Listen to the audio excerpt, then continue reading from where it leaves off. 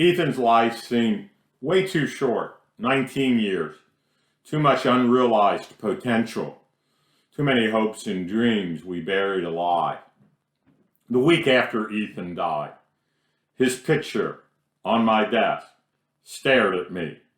And the question I read in my Bible pierced my heart. Who will declare his generation? For he was cut off from the land of the living. Ethan's eyes, radiant. It was as if perpetual laughter resided in those eyes, a love for life. It was then, staring into his eyes, I promised, my son, I will make your amazing eyes speak again. Writing also became a way for me to relive precious moments with my son, moments that had ended too abruptly. Little did I know that I would be recording an ongoing conversation that God would have with my wife and I concerning why he allowed the accident to happen.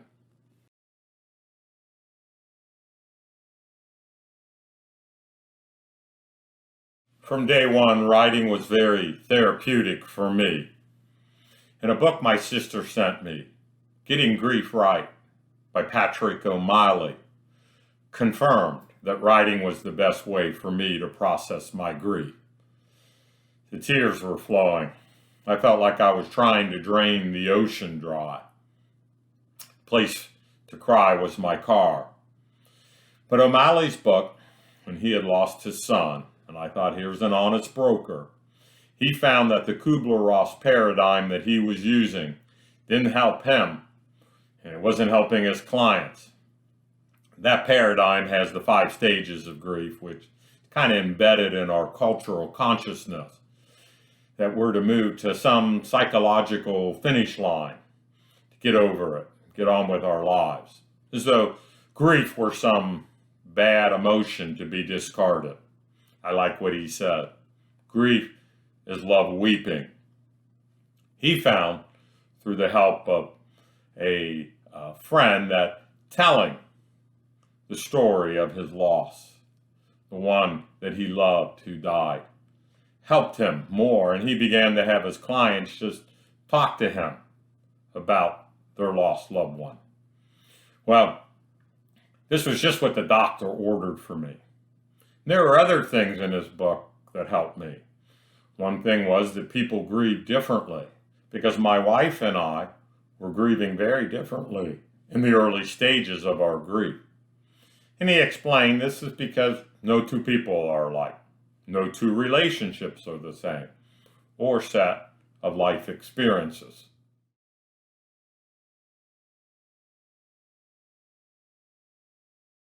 Grieving differently, you bet. Pat would tell strangers after Ethan died about his death. Not me, unless I had a reason. Pat found comfort going through Ethan's pictures. They just made me more sad. Ethan's words, I am from brown eyes and dark hair. I am from Mark and Pat, brought tears to my eyes, but a smile to Pat's face.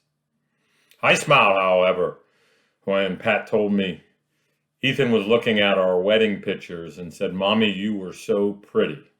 She could hardly get the words out, but I couldn't help but smile. When I heard Ethan was laughing moments before he died, it upset me.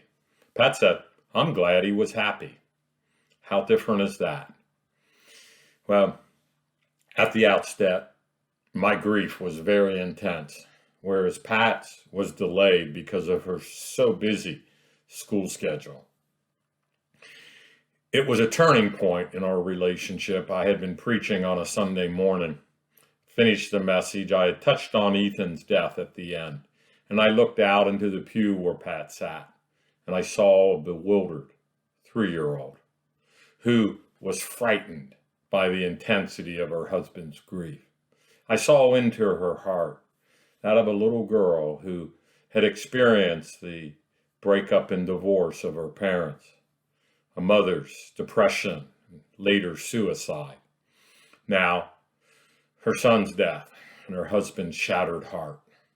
When I saw into her heart, it's amazing how you can live with someone for 36 years. In an instant, you see something new that helps you. Well, it was a turning point for me. My love kindled for her stronger than ever before.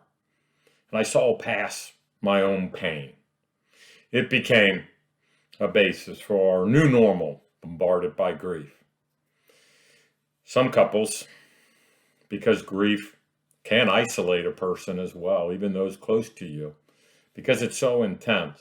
And they don't understand how someone could grieve differently. Like for women, often it's wanting to talk about it, where men go quiet. Or for a couple, it might be one just wanting to move on, and the other can't imagine moving on. And so, unless we learn to share our grief and its differences at a deeper level, it can be a source of conflict. I thank God for the help that we got.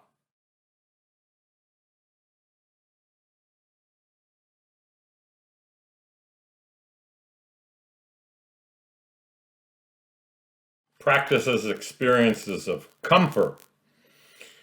Well, when I went through my 4th full edit of Blindsided, and I was receiving feedback from beta readers, I found I needed to take most of those experiences and practices of comfort out of the body of the story in order to maintain the narrative tension. So I moved those experiences, practices of comfort into a postscript, which I share 30 points of comfort that I found in the days and weeks that followed Ethan's death. Everything from letting God know how I felt, which had been very limited previously in my relationship with God, to allowing myself to mourn despite my theological studies and status as a missionary. Also, for 20 plus years, I had lived and ministered in a former British colony among those who maintain a stiff upper lip in spite of their loss. These experiences and practices that I list in the postscript will hopefully help others who are grieving and looking for things that they can do to find comfort in their grief.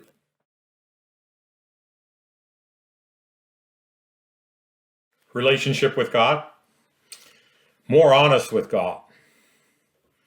But for 4 years now, above all else, I realize why God is so honest with us, because he feels so intensely about his son and shares those feelings openly with us in Scripture. Why there's no other name under heaven whereby we must be saved. Why there's no other way to the Father except through his Son. I get it now, not just on an intellectual or rational level, but at a deep emotional level. The Heavenly Father feels so strongly about his Son, whom he loved throughout the past eons before he formed the world. He lived in perfect, sweet, unbroken fellowship with his Son, the Son who was in the bosom of the Father. And the Father loved him. And there was never a time when they were not together, enjoying one another, except that terrible time on the cross when Jesus felt forsaken, bore the curse of our sin. I get it, why there's no other way. And when I think of the Father's love and not withholding his only Son, but delivering up for us all, it stirs my heart deeply.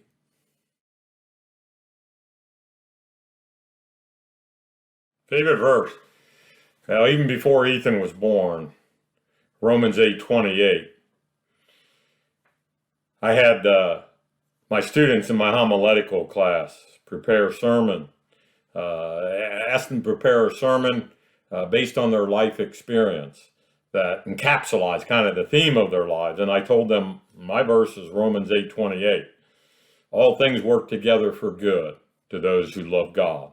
My proposition, I continued, is that the very things that seem dead set against us are the very things that God will use for us.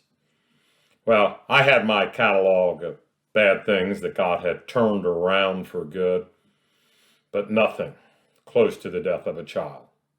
Jonathan's 7 weeks at birth in the intensive care unit topped my list. But in my dark pit of grief after Ethan's death, Romans 8:28 was my first glimmer of light. For me, all things work together for good is not a cliche that we glibly utter. It's a light preserver. It carries the heart through the most turbulent floodgates of water. I call it God's assurance policy. Whatever may happen in our lives, this side of heaven. And in my life, it remains my greatest verse of comfort. God will work it for good. The only condition to qualify for that promise is that we keep loving God. That love at times is tested, purified by fiery trials we endure. That's why Romans 8, that promise, is made in the midst of a catalog of extreme suffering. Everything from hunger to nakedness to persecution and death. Yes, God uses the greatest of evils to bring about the greatest good. That's the message of the cross and the death of Christ. The Prince of Life is put to death by wicked hands. But all who trust him are saved. That's how God worked that out. And God promises to work the same in our life. Obviously, the resurrection, our resurrection, and the resurrection of our loved ones, and eternity in the New Jerusalem, the working together of good will be fulfilled to the nth degree. But Romans 8:28 remains the greatest verse of comfort for me, no matter what comes. God promises he will work it together for good.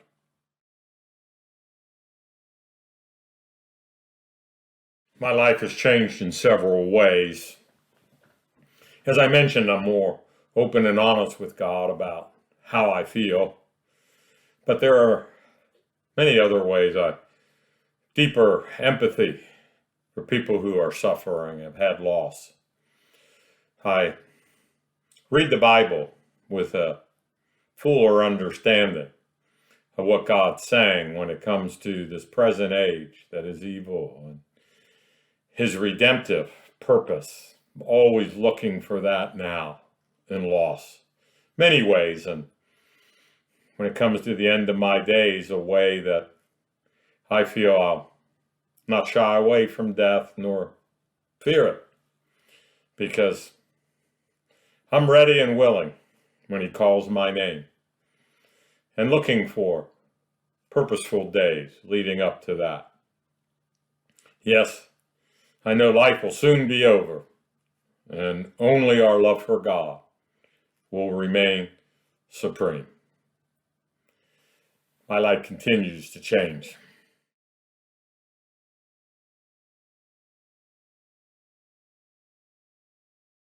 Oh, I would tell myself, be patient. Oh yeah, this is not a mistake. God has a purpose in allowing it, though envisioning the reason for it may tarry. Mark, position yourself like Habakkuk and watch for God's answer. I would remind myself that's just the way to live, always has been. The just shall live by faith. And as he's done for multitudes before me, wait for God to speak his redemptive words in whatever unique ways he chooses. I could have never imagined or orchestrated the ways in which God would speak to Pat and I. I share that in Blindsided. It's been my greatest comfort and my greatest sorrow, and has had God's fingerprints over it more pronouncedly than anything else I've experienced in my life. Yes, God's soft voice is louder than Satan's railing. His gentle touch is stronger than that steel weight that crushed my spirit. Yes, I tell myself, be patient. God will speak. He will redeem your loss. That's what I would tell myself.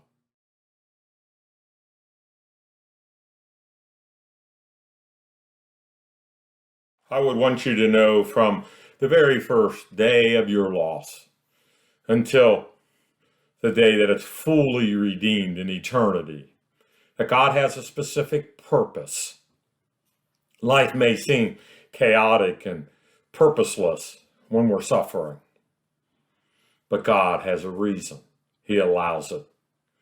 And it's a reason to turn whatever harm and hurt and loss and sorrow and suffering we experience into something better, something good. It helps to know that we'll grow through it. If we'll keep trusting Him, we'll know Him more fully. We'll love Him more deeply. We'll follow Him more closely. God has a redemptive purpose. He'll use it in your life to help others who are hurting. The Bible is replete with such stories that help us. Whether we look at Abraham being childless for so many years, or David, after he's anointed king, being pursued by Saul to take his life, or Joseph betrayed by his brothers, a slave, falsely accused, imprisoned. God has a way of turning what is hurtful and harmful to good. Yeah, the cross, Jesus' suffering, again, is the greatest example of that. And if we're going to be conformed to His image, we're going to go through things. We might like a trouble-free life, but faith and love wouldn't grow in that kind of an environment. But God only allows what can cause us to grow. I would tell you that it's a great comfort to know that you'll see your loved one again, and that they're free from pain and trouble and suffering in this world. And besides those twin comforts, the fact that God has a purpose, that He's allowed it for a reason, and He will bring good out of it. I'd let you know that I'd be comforted knowing you're comforted. I want to hear you share your story with me. And if you're facing darkness right now, that God would send you vivid light so that you can see His purpose and cooperate with it. That's what I'd want you to do, to know.